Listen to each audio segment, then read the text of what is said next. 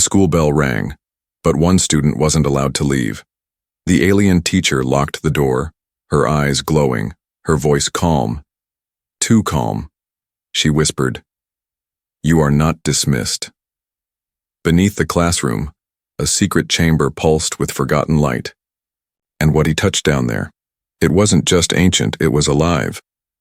Now one human holds the key to a truth erased from history, but unlocking it could wake something the galaxy buried in fear. Will he walk away, or rewrite everything? If you're new here, then please subscribe this channel and show thumbs up by liking the video. Now let's move to this wonderful story. The bell rang softly, echoing through the long, curved halls of the Academy of Nitheron. Students of different alien races stood from their seats, chattering in many languages, their glowing uniforms rustling as they packed their learning tablets and filed out of the room. The class was over, at least for everyone else. Rael Torin, the only human in the class, stayed seated. He always did. It gave him time to breathe, time to avoid the curious glances. He moved slower than the others, carefully slipping his tablet into his bag. He liked the silence that followed the rush of feet. It was easier to think when no one was watching, but this time something felt different. The teacher, Senva, hadn't spoken the usual words. "You are dismissed." Instead, she remained standing at the front of the room. Her silver eyes, filled with calm intensity, never left Rael. Her skin shimmered with soft lilac hues, and the long white lines that ran down her cheeks glowed faintly under the classroom lights.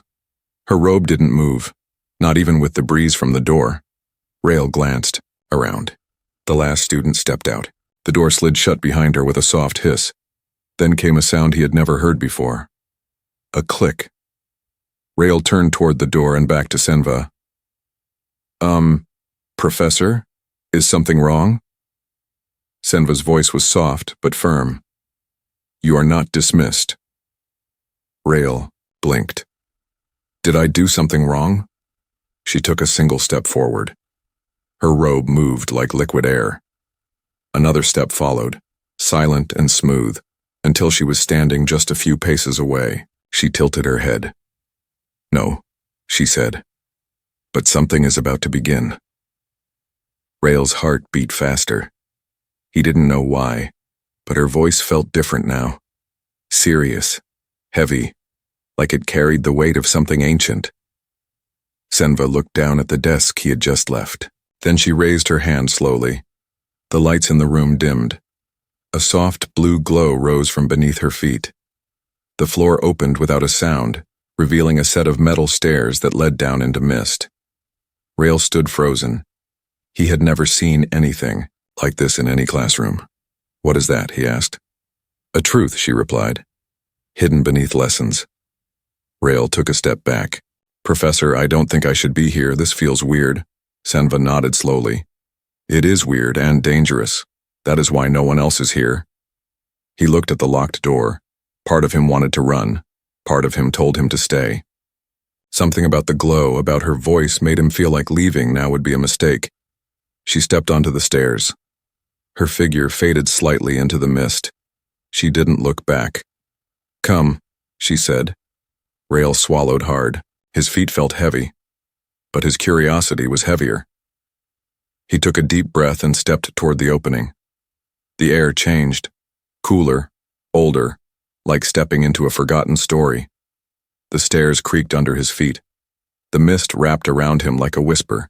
He looked up once more, but the classroom above had vanished into shadows. They walked down in silence. After what felt like minutes, the stairs ended. They stood in a narrow hallway. The walls were smooth, covered in strange symbols that glowed, with soft blue light. They weren't written in any language Rael knew, yet they felt familiar, like dreams he could never remember. "What is this place?" he asked. Senva walked ahead. "A vault, sealed by the council long ago. They said it was too dangerous to remain open." "Why show it to me?" Rael asked. She stopped in front of a large, circular door. She touched its surface. It opened slowly, revealing a round chamber with high walls and a single object at its center. A crystal orb floated above a black pedestal. It pulsed with light, slow and steady like a sleeping heart. This, Senva said, is the Lintheran core. Rael stared at it. What does it do? It waits, she said, for someone who can wake it. And you think that's me? He asked, stepping forward slowly. She didn't smile. She didn't explain. She just watched him. Rael looked at the orb again. It felt like it was breathing, like it was listening. I'm just a student, he whispered. I'm not special. Senva's voice lowered. No, you are a human, and that makes you more dangerous than any of them. He turned to her, surprised. Why? She walked around the orb slowly. Because long ago, humans were more than explorers, more than fighters. They were connectors. Their hearts bonded where logic failed. They inspired trust and fear. Fear? He asked. Yes, she said. Fear in those who wanted control. So they erased the stories. They buried the proof. They made your kind forget. Rael's hand trembled. He reached toward the orb, but stopped. What happens if I touch it? Senva looked at him, her voice soft but firm. You begin something we cannot undo. He stared at the orb. Its light pulsed faster now, as if it was waiting. Rael took one step closer, then another. His fingers stretched out. He touched the surface. A wave of warmth spread through him. Not hot, not painful, just a deep comforting heat like finding something lost. The orb began to spin slowly. The light grew brighter. Senva whispered, Lesson 1. Never believe your purpose is small. The room filled with light, and beneath classroom 9, a truth began to wake. The light faded slowly, like a dream pulling back into the edges of Rael's mind. He stood in the same circular chamber, but something had changed. It felt warmer, softer, as if the room itself now recognized him. The Lintheran core still floated silently in front of him, glowing gently, with a pulsing rhythm. It no longer looked like a machine, it looked alive. Rael pulled his hand back slowly. He stared at his fingers, expecting a mark, a burn, anything. But they looked the same. Only his heartbeat had changed. It was faster, but not from fear. It was from something he could not yet explain.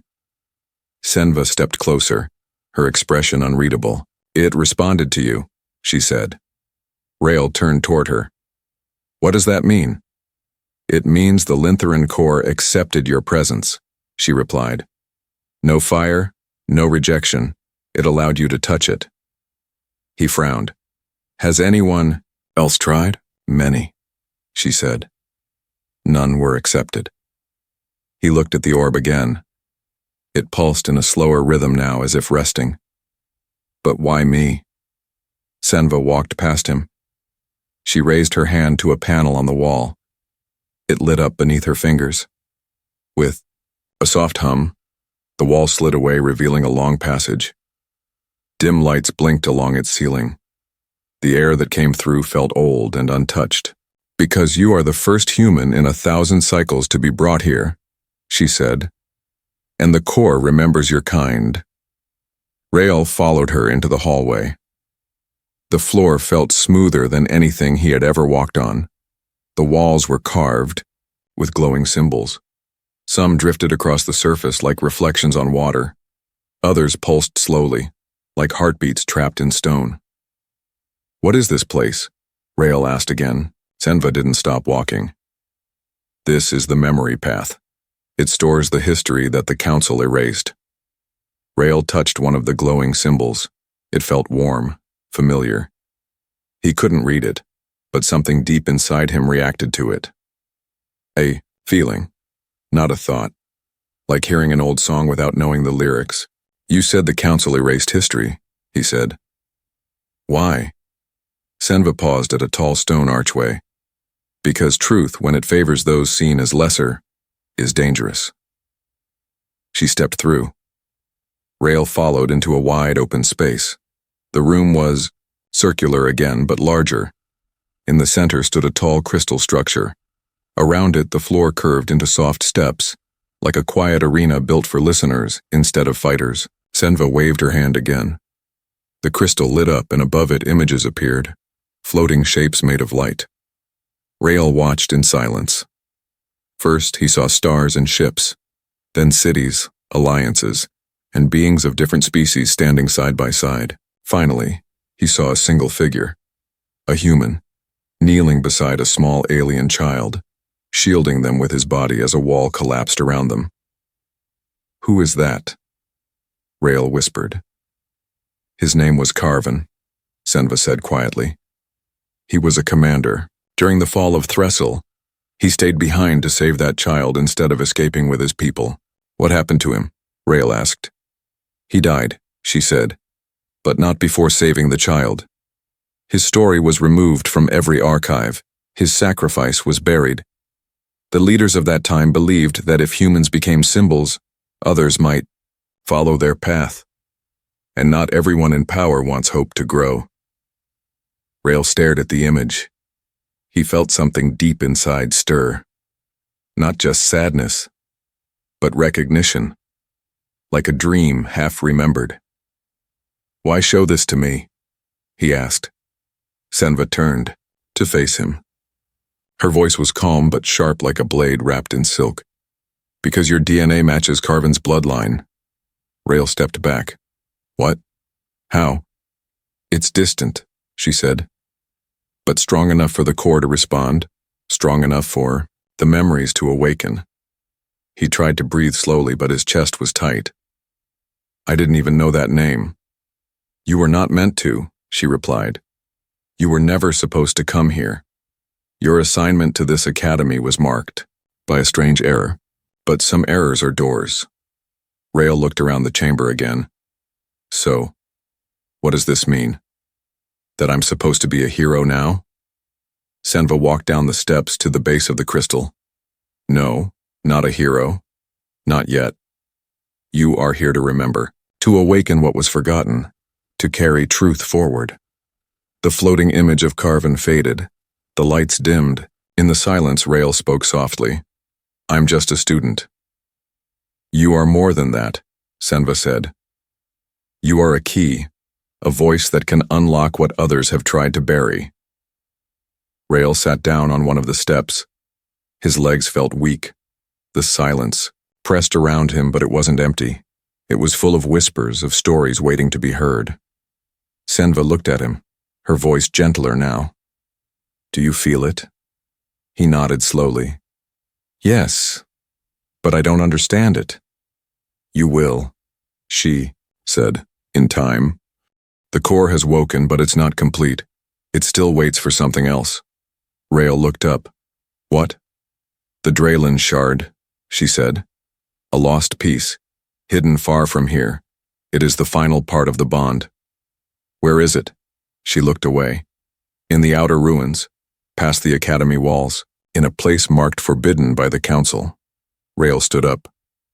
"Then we'll go there." Senva finally smiled, just a little. "It will not be easy. The path is not guarded by walls, but by silence, and silence can be louder than words." Rael looked at the dim hallway behind them. He didn't feel like a warrior. He didn't feel brave, but he felt pulled forward, like gravity from a story that wanted to be told. He turned back to Senva. "I'll go. Show me the way." And for the first time, she said something he did not expect. Then we begin the second lesson. Night had fallen over the Academy of Nithron. The halls were quiet, shadows stretching across the floor like long fingers. Most students were asleep. The stars above flickered through the glass ceiling like curious watchers.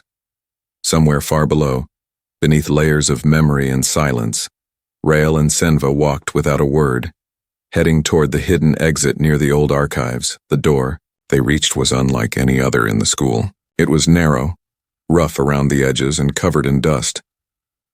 Senva placed her hand on a flat stone near the side. The door hummed and slid open. Cold air rushed in, brushing against Rael's face. It smelled of earth, old air, and forgotten things. "This path is no longer mapped," Senva said. "It was sealed generations ago." They stepped into the darkness. The tunnel sloped downward, The walls were stone, not metal, carved with faint lines that glowed when touched. Each step echoed. Rail felt a strange rhythm under his feet, like the ground had its own slow heartbeat. "How far are we going?" he asked. "Not far in distance," Senva answered, "but far in meaning." Rail didn't fully understand, but he stayed close. The air grew colder as they moved. After a long walk, they reached a broken doorway. Beyond it stood a wide open chamber filled with pillars and collapsed stone. Wild plants had pushed through cracks in the ground. Faint light shone through gaps in the ceiling. At the far end, half buried in rubble, was an ancient altar. It was made of smooth black stone, and in the center was a small hollow, shaped like a hand. "Is that where the shard is?" Rail asked. Senva nodded. It was placed there before the fall, when the council chose silence over memory. They walked slowly toward the altar. Each step felt heavier, as if the room was watching them. Rail's breath became slower. The silence around them wasn't empty. It was thick, full of things unsaid. When they reached the altar, Senva stood still. "This place is guarded," she said. "Not by walls, but by something older." Rail looked around. "Like what?" She didn't answer. Instead, she motioned to the altar. Rail stepped forward and placed his hand into the hollow. At first, nothing happened. Then the stone beneath them shifted. A deep sound rumbled through the chamber. Cracks in the floor glowed with soft green light. And from behind the altar something rose. It was tall, shaped like a person, but made of stone and metal. Its arms were long and its face had no eyes, only a smooth surface. It moved slowly, as if waking from sleep. "What is that?" Rail whispered. "A keeper," Senva said. "It watches the shard and it listens." The keeper took a step forward. A low sound came from its chest, not a growl, not a word, but something in between. Rail backed away. "We can't fight that," he said. "We don't," Senva replied. "We speak." "To what?" "To memory." The keeper raised one arm. A light glowed from its chest. Rail felt something inside him stir, a thought that wasn't his, an image of a mother singing, of fire, of a promise made in the dark. He held his breath. The memory was not his, and yet it felt like it belonged to him. He stepped forward again. The keeper paused. Rail closed his eyes and tried to remember the song from the vision, soft and low, a melody without words. He hummed it gently. The glow in the keeper's chest pulsed in time with the song. Senva stood silent, watching closely. The keeper lowered its arm. The light faded. Then it stepped back into the shadows. "You calmed it," Senva said. "How?" "You remembered," she answered. "Not with your mind, but with your blood." Rail turned back to the altar. The hollow glowed now. Something inside it shimmered, a small crystal shaped like a tear. It pulsed gently like it was breathing. He reached down and picked it up. The moment his fingers closed around it, the chamber changed. The light grew brighter. The air felt alive. The walls seemed to hum with quiet voices. Voices speaking in tones he couldn't understand but didn't need to. "This is the Draylen shard," Senva said. "It completes the core." Rail held it tightly. It felt warm in his palm. "Why? Was it hidden here?" he asked. "Because the council feared what it could awaken," she said. "They believed that if the core ever found the shard again, old truths would rise, truths they buried long ago." "So what do we do now?" he asked. "We return," Senva said. "The final bond must be made." They walked back the way they came. The keeper didn't move. The altar slowly closed again behind them.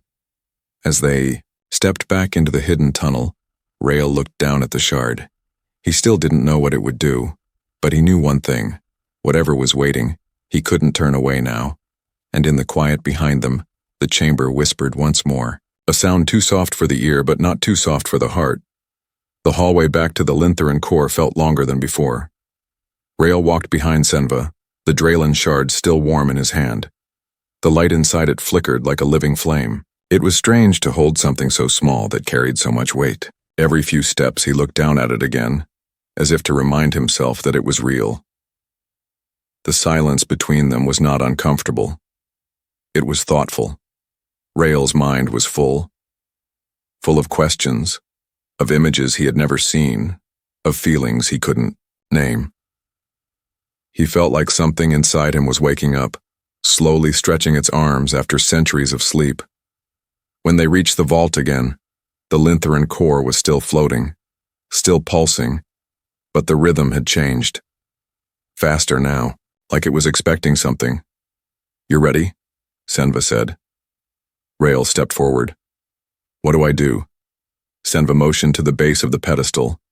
A shallow groove had opened, shaped perfectly for the shard. "Place it here," she said. Rael knelt down. For a moment, his hand hovered. Then he slowly set the shard into the groove. The effect was immediate.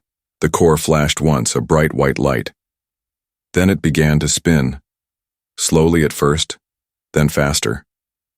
The pulse became louder, deeper.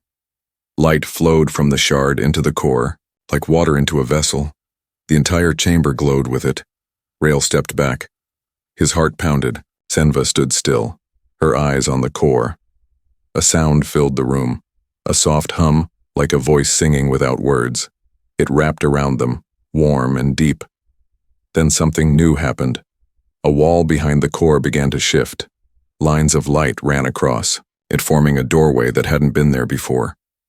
The door slid open with a smooth hiss, revealing a passage lined with golden lights. Senva turned to Rael. This was hidden even from me. They walked through the new door together. Inside, the walls were smooth and glowing. Symbols ran along them, moving gently like ripples in water. The air felt clean, pure, untouched by time. It smelled like old books and fresh rain. Ahead of them was a tall chamber, and in its center stood a large circular table surrounded by curved seats. But what covered the walls took Rael's breath away. Images, recordings, moving pictures made of light. They showed scenes of peace, of unity, humans and aliens side by side, builders, healers, thinkers. And in the center of it all was one word, written in every language, accord. "This is the Hall of Truth," Senva said quietly. The final memory. Rael walked slowly, taking it in. He saw moments of kindness, of sacrifice, a human standing before a crowd of alien leaders offering his hand to a small child. The same scene Senva had shown him before, but clearer now. The human's name was spoken in quiet tones. Carven. Rael stopped in front of that image. "He gave everything," he whispered. "Yes," Senva said, "and so they buried him." Rael looked at the images around him. Why? Why destroy something so good? "Because fear," Senva said, "is easier to control than hope." Before Rael could answer, a sharp sound echoed through the chamber. The main door at the far end opened. Figures entered, tall, dressed in official robes, members of the Academy Council. Their faces were hard, unreadable. One of them stepped forward. "What have you done?" Senva didn't move. "We've remembered," she said, "and the core has accepted him." The council member looked at Rael. "This place was sealed for a reason. Because you didn't want the truth to live," Senva said calmly. Another counselor stepped forward. "He's just a student." "No," Senva said. "He is a signal, a bridge, and the core chose him." The tension in the air thickened. Rael looked around, unsure if he should speak. But then, one of the images on the wall began to shift. It showed one of the council members, younger, being rescued by a human. The same moment, frozen in time. The counselor stepped back. Their face, pale. "That's not possible," they whispered. "The core remembers all things," Senva said, "and it shows only what is true." The others were silent. Rael looked around the room. "You were afraid of humans, afraid of what we reminded you of. But fear doesn't build peace. It only buries it. One of the counselors lowered their head. Then the lights around the chamber shifted. The core's pulse echoed through the walls, and outside above the academy the stars pulsed once in unison. Something had changed. Senva looked at Rael. "This is your gift," she said. "Not command, not power, memory, connection. You are not here to lead armies. You are here to light the path forward." Rael's hands trembled. He had come to this school as an outsider, the last to leave the room. Now the room had changed because of him. He looked back at the core, then at the Draylen shard still glowing beside it. "What happens now?" he asked. Senva smiled gently. "Now, the worlds must choose, whether to hide again or remember." Rael didn't know what the future would look like, but in that moment, with truth finally awake and the light spreading beyond the walls, he understood what Senva meant. Sometimes, it didn't take a soldier to change everything. Sometimes, it only took someone who was willing to listen to the whisper inside stone and answer it.